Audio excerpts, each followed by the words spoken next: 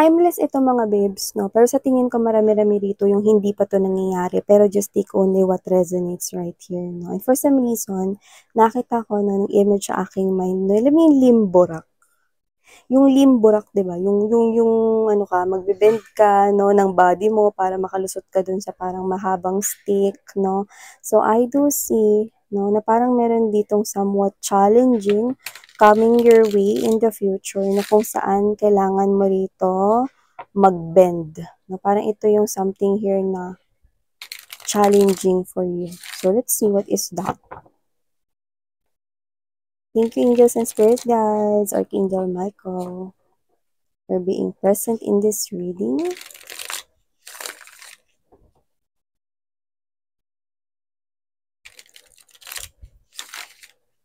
I'm seeing na compared sa mga naging experiences mo before, parang nakita ko na mas masaya ka. Yes, I'm picking up that word, mas masaya ka ngayon kesa noon.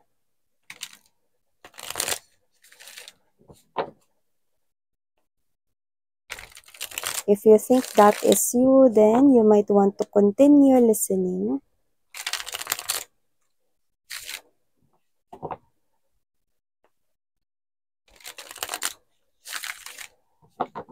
Let's see what's happening. Okay.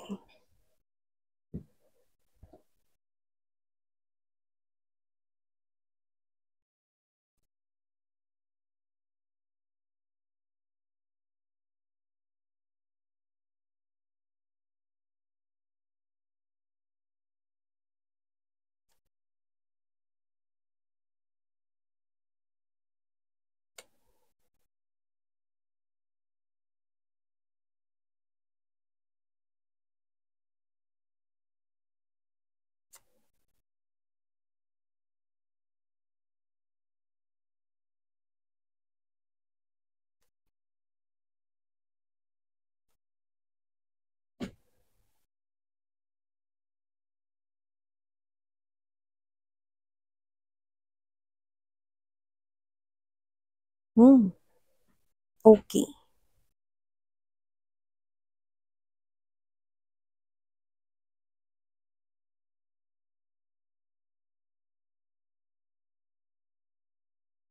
Hey there mga my loves collective, thank you so much for always staying here with me in this channel, babe. So, kung hindi nyo pa knows, may iba pa tayong channel, ang link ay nasa description box. Kaya naman kung interesado ka rin tumambay dyan, no, pwede naman yun mga babes, no, pero take only what resonates with you.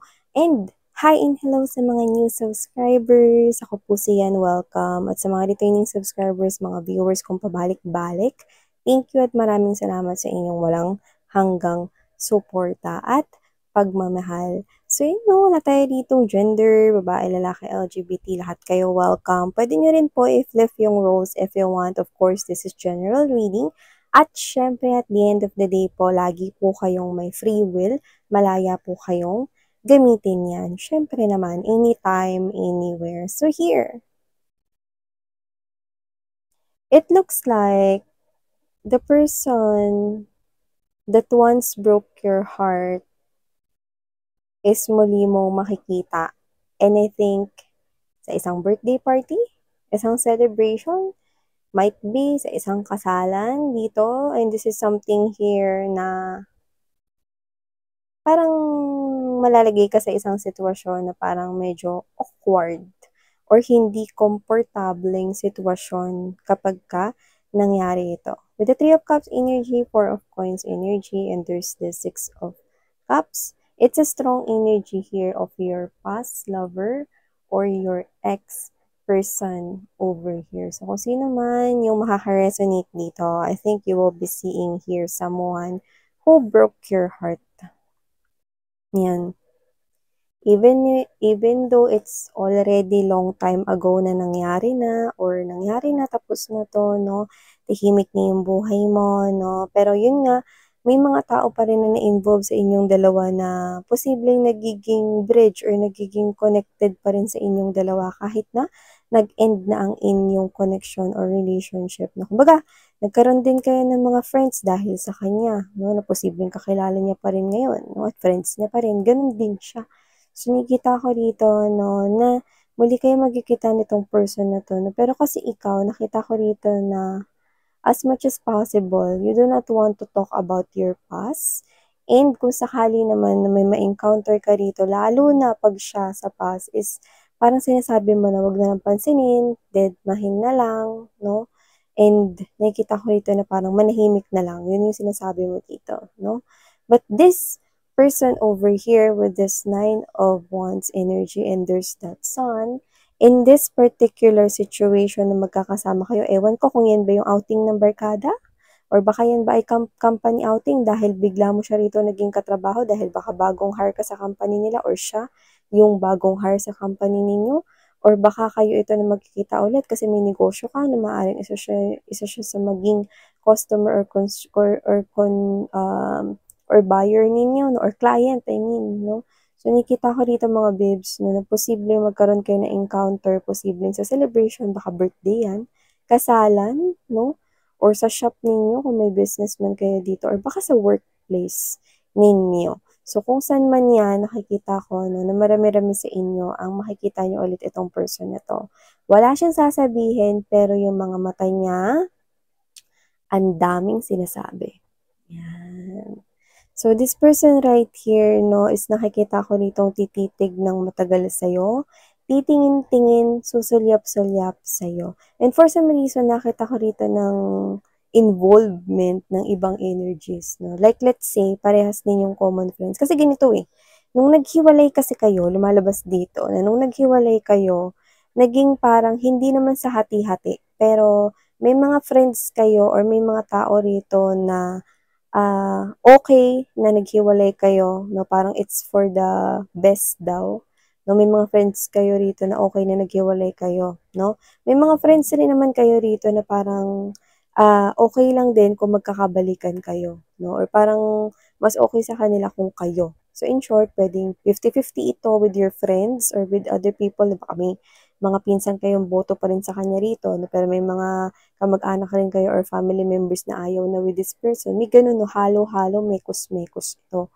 Pero nakikita ko rito, no? Kung sino man yung mga energies rito na makaka-resonate, no? Your person right here, hindi siya magsasalita, okay? Pero panay ang sulyap, panay ang tingin niya sa'yo. At posibleng mapansin din ito ng mga friends mo. Posibleng sabihin nila ng literal, like let's say, o alam mo, tingin ka ng tingin kay collective. Siguro may gusto ka pa sa kanya. Yan o, dyan ang magiging tampulan rito ng parang asaran or whatever, no? Pero, yung iba naman, nakikita ko dito na posibleng bulungan ka lang, no? Ng friend mo na, uy, di ko alam, no? Pero napapansin ko, tingin ng tingin pa rin sa'yo si ano, yan no? Si ex mo. Kanina pa yan eh. Sinasabi ko sa'yo pagka kinausap ka niya, naku, naku, naku, naku, naku, naku, naku. Yan o, hindi ko alam kung siya ba yung pinaka-close mo sa lahat ng mga friends mo, or siya yung best friends mo, or kung sino man to, no, na-concern sa'yo, no. Huwag mong kalimutan daw yung ginawa niya sa'yo, 10 of Swords energy. So, kung sino man tong energy na to, no, huwag mo daw kalimutan yung ginawa sa inyo ng person na yan. So, in short, kung sino tong friend mo na to, no, nakikita ko dito na hindi naman hindi siya naka-move on dito. Na parang kala mo siya yung naging ka-in relationship ng ex mo, no? Pero kung sino man siya rito, super concerned siya sa'yo rito, no? Kasi alam niya na with the 10 of Swords, 10 of Swords kasi yung sukdulan, mga babes, no? Wala naman ng 11th sword, eh. So, 10 of Swords ang naitarak nitong ex mo sa'yo. So, ibig sabihin, alam at na-witness nitong friend or best friend mo na ito, or baka family member mo na ito, kung sino man yan, no? Or kamag-anak, no, na, naku, sasabi ko sa'yo, kapag yan kinausap ka ulit, no, panay ang tingin, panay ang sulyap sa'yo, eh. Huwag mo na yung pansinin, baka nakakalimutan mo yung ginawa niyang katrayduran sa'yo. Ayan, no? Parang pinaalalahanan ka niya rito, no? Pero nakita ko rito mga babes, no, na kayo ito na naka-move on na kayo sa kanya, lalo na kung matagal na ito, no? Naka-move on na kayo dun sa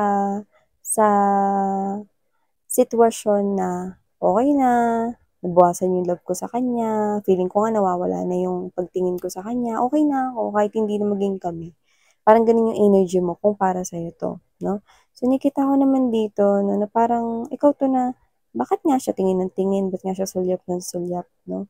So, parang hanggang matapos yung event na yun, gathering na yun, celebration na yun, no, alam mo sa sarili mo na panay yung tingin niya sa'yo, panay yung sulyap niya, parang ang dami niyang gustong sabihin, parang it made you feel na awkward, 'no, uncomfortable. Kasi 'di ba ikaw nga kahit na wala ka namang gusto sa isang tao pero may nakatingin sa'yo, 'di ba? Ikaw ito na aligaga, napapatingin ka din kasi may nakatingin sa'yo, 'no? 'Di ba, example, 'no, ikaw nga na nakatayo ro'n sa may kanto, eh, antay ka ng antay ng bus o ng jeep, 'di ba? Tapos may tingin ng tingin sa'yo, hindi mo kakilala, iisipin mo snatcher, 'di ba? Kasi tingin ng tingin, 'di ba? So, nakikita ko dito na parang kahit may nakatingin 'no, mapapatingin ka din, eh, 'di ba? Parang matic na 'yun, eh. 'Di ba sa jeep nga, 'di mo naman kakilala yung mga nakasakay, pero 'pag tinititigan ka nila, napapatingin ka din siyempre, dahil nakatingin sila sa'yo, 'di ba? So, dito kilalang-kilala mo yung nakatingin sa'yo rito, 'to nakatitig sa'yo rito 'no. Ta's ang nakakaloka hindi pa siya umiiwas ng tingin. 'Pag nakikita mo siya na nakatingin siya sa'yo, tumititig pa rin siya. Parang meron siyang gustong sabihin dito with the sun na 'yan 'no, pero with the 9 of Wands energy, pinipigilan niyang 'wag magsalita yung bibig niya, ayan 'no. So, marami siya ditong gustong sabihin. Actually, gusto ka niya rito makausap kaso hindi nga lahat ng nandodo'n sa lugar na 'yun, eh, boto na magkausap pa rin kayo rito. Pero para lang sa respeto siguro lalo na kung parehas kayong common friends, lalo na kung kasal 'yan, 'di ba? Parang respeto na lang sa friend ninyo na ikakasal din. Wala munang away kasi siyempre happy-happy 'to, wedding 'to, eh, 'di ba? So, iba naman baka birthday party 'to 'no, happy occasion, huwag sanang sirain, 'di ba? So, parang nakita ko rito that this person right here, upon seeing you once again, alam mo for some reason, hindi ito coincidence lang. Alam niya talagang pupunta ka rin diyan. Bago pa yan nangyari, alam niyang pupunta pa rin kayo diyan. So, posibleng natanong niya na yan with your other friends or kung sino man yung other involved diyan sa party na yan, 'no, parang, "Pupunta ba si Collective?" "Ah, oo pre, pupunta yun, bakit ayaw mo ba?" Huwag mong sabihing ano, porket ex mo yun, naku, sabi ko sa'yo pre, happy-happy tayo diyan pero 'wag kang ano, gagawa ng gulo, sinasabi ko sa'yo. At saka kung meron kang ka-in relationship, 'wag mo nang dalhin diyan sa party na 'yan, 'di ba? So, whatever the case may be, meron na siya ritong information na talagang alam niya na pupunta ka at kaya siya pupunta ka, dahil andun ka, dahil nakakuha siya ng information. Yun yung nakita ko rito. Yan 'no, nakakuha siya ng information dito, okey? Kaya itong pagpunta niya na ito, oo, sabihin natin makiki-party siya, makikisaya, makiki-celebrate 'no, kunwari suporta 'no, with your friends right here, pero ikaw talaga yung main intention niya, to see you. Pero hindi ka niya i-a-approach doon sa occasion na yun. Pero posible ka niyang i-approach 'pag tapos na yung occasion, okey? So, puwedeng literal na habulin ka niya na napigilan ka muna niyang umuwi pagtapos nitong party, wedding, occasion, birthday, ano man 'yan, 'no? Or puwede rin naman na nakauwi ka na at maka-receive ka rito ng tawag o text sa kanya, 'yan. Pero nakita ko rito na yun nga 'no, may mga tao rito na naboto na magkabalikan kayo at may mga tao rin naman na ayaw 'no, na magkabalikan kayo rito 'no. Tsaka yung reason kasi rito parang ang tagal na ng panahon, bakit ano, 'di ba? Bakit ngayon lang parang gusto niya ulit makipag-usap sa'yo 'no, parang ano 'to, naglalaro ba tayo dito? Kasi may mga friend rin kayo dito na mukhang sila yung hindi naka-move on, eh. Kasi galit sila dun sa person na yun. So, hindi ko alam kung anong klaseng betrayal yung ginawa sa inyo, pero kasi ang Ten of Swords, sukdulan yun. Ibig sabihin nasaktan kayo dun at na-witness ng mga kaibigan ninyo na nasaktan kayo dun. So, nakita ko dito na parang ikaw 'to na with the Moon card energy right here 'no, Moon card energy, Seven of Swords, and there's this Four of Cups 'no. Iisipin mo, ba't tingin ng tingin sa'kin 'to? Ano ba meron?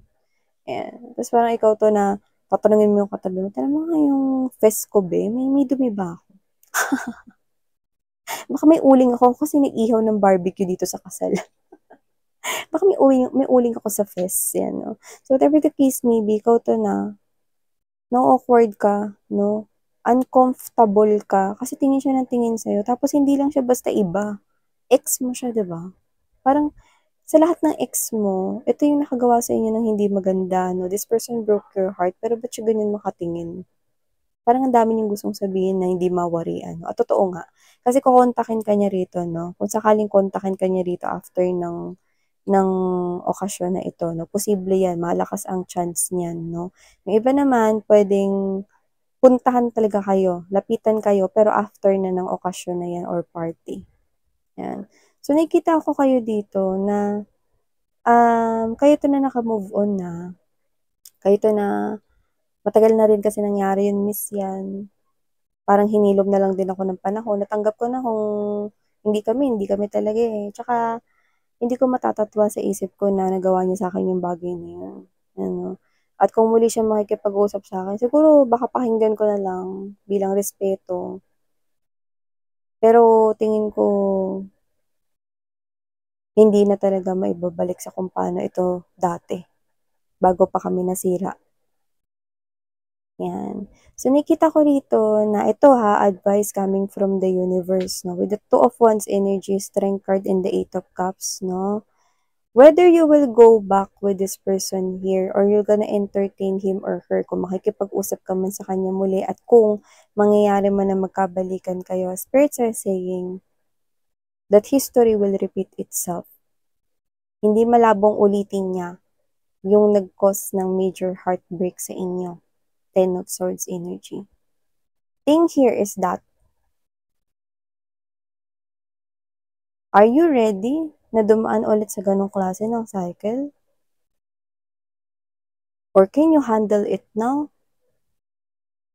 Or ang dapat na tanong ba dito, is deserve nyo bang saktan ulit ng ganito?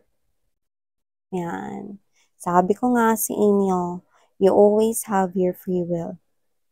Me, as an energy reader, psychic reader here for you guys, I'm just here relaying the messages. But you alone are the only one who is responsible sa mga magiging actions ninyo dito.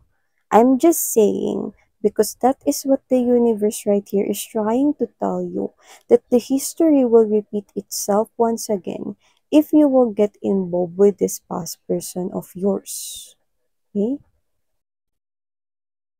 Do you think you deserve that again? Think about it. Diba? So yeah, iwan ko yun sa inyo mga babes, no? Kasi nakikita ko rito lalo na yung mga may paparating na okasyong pupuntahan dyan, baka magulat kayo andyan yan. Pwede na rin naman kayo magtanong-tanong kung nandyan yan. Diba? So, thank you so much mga babes. Sarang heyo, muli ako po si Yan. Thank you, Sarang heyo. Love and light. Annyeong.